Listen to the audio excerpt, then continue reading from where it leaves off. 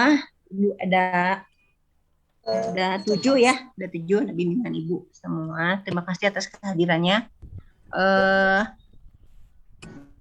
Jadi mohon waktunya malam ini, baru sekarang ini bisa Ibu belum ya, rencananya udah dari awal.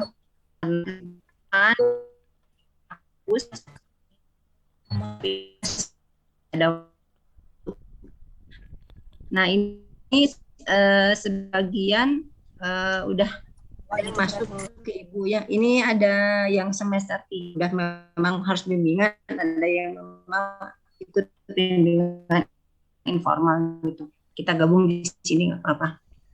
Nah, aku mau jelasin dulu.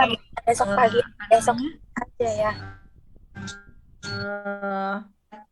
Bukan kiat ya. Intinya penyusunan tugas akhir nanti pas sidang gitu.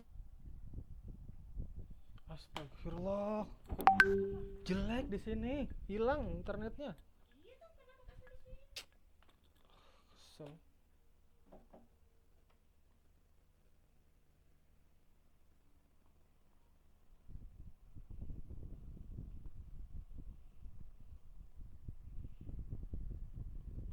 Astagfirullah, jelek sekali internetnya. Ini biar nanti apa namanya membuatnya ini apa namanya udah sesuai gitu ya. Nah nanti masing-masing terutama yang semester 3 harapannya Ibu buat dulu pola pikirnya gitu ya. Nanti kalau masalah nyusul apa namanya penyusunan takah nggak apa-apa, bisa nyusul gitu ya. Itu mah bisa terakhir, yang penting tapi esensinya ditangkap dulu, dibuat dulu ya. Bahkan boleh survei dulu gitu, nanti terakhir kalimatnya nggak apa-apa terakhir gitu ya. Ini untuk percepatan aja ya. Ibu share dulu ya, mohon izin share screen dulu.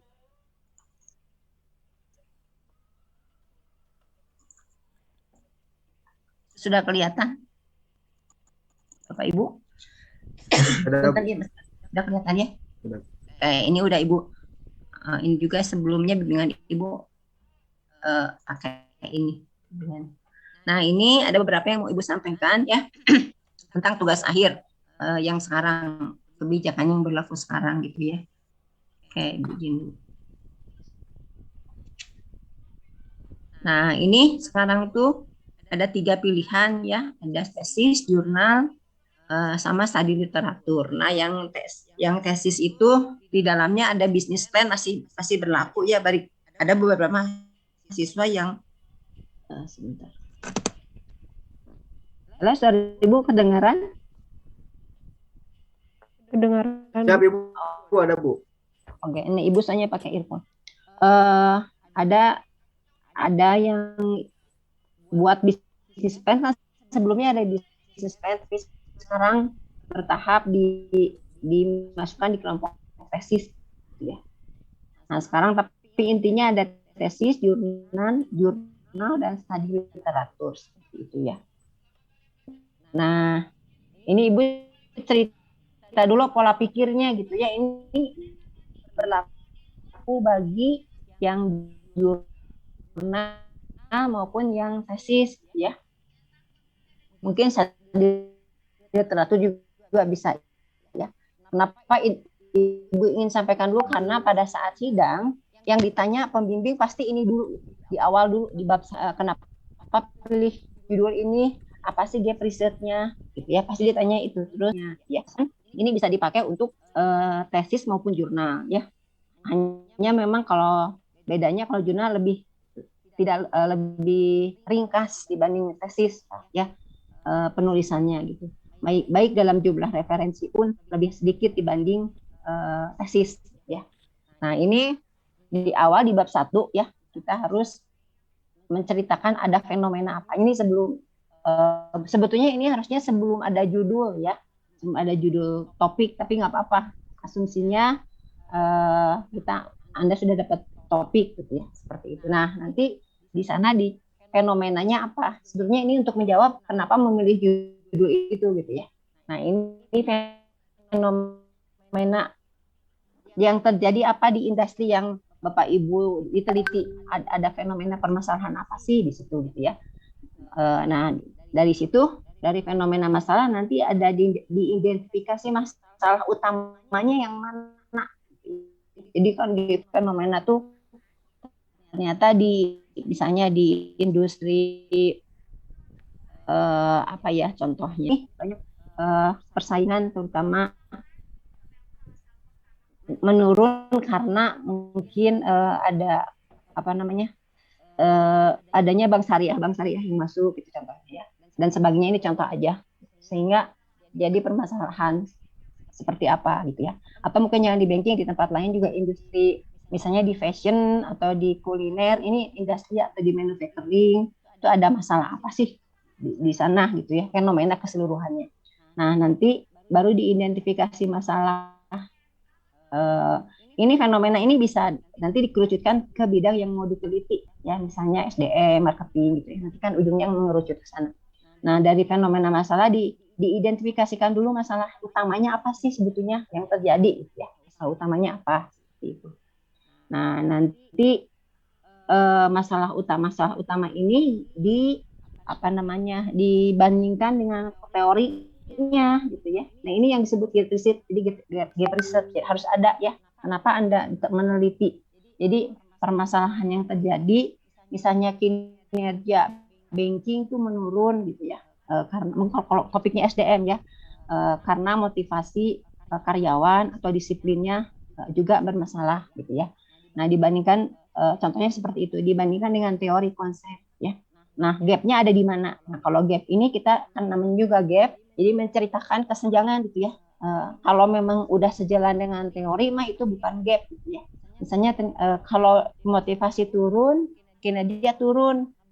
Nah itu mah betul secara teori betul. Tapi yang yang sebetulnya mah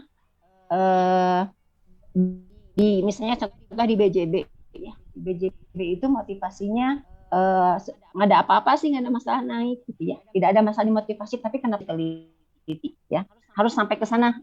Di bab 1 itu nanti didukung oleh data, biasanya juga ada khusus untuk tesis ya, ada survei misalnya untuk 30 responden minimal, apakah mendukung identifikasi masalah ini, bukan survei untuk mengolah data nanti di bab 4, bukannya ini survei untuk mendukung di bab 1 identifikasi masalah gitu ya. Nah misalnya disiplin pegawai itu misalnya motivasi meningkat tapi disiplin pegawai turun gitu ya, sehingga kinerja turun. Nah itu masih boleh karena ada gap, namanya gap. Kalau linear itu bukan gap, misalnya disiplin pegawai bagus, disiplin pegawai menurun, motivasi menurun, kinerja menurun. Nah itu mah bukan gap, ya memang sewajarnya begitu ya. Nah gap tuh harus ada kesenjangan ya. Ini gap pertama antara identifikasi masalah dengan teori ya. Nah ini nanti ada gap kedua yang di bab 2-nya. Nah ini biasanya menciptakan konsep baru ya.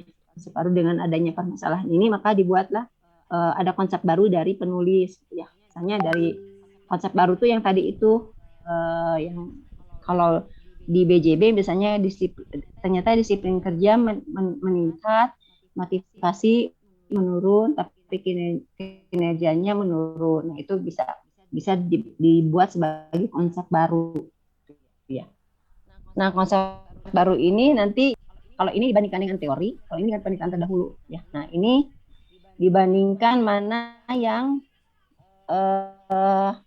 beda, mana yang sama gitu ya. Jadi buat yang ada gap juga di sini, tapi gap ini adalah gap knowledge, nah, gap pengetahuan apa-apa. Jadi justru ini jadi konsep baru bagi penulis gap ini gitu ya.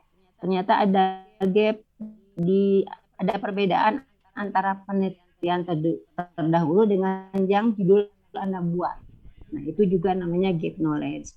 Nah, di bab 1 ini di itu sampaikan data pendukungnya, benar nggak sih motivasi itu turun gitu ya, harus ada data pendukungnya seperti itu ya.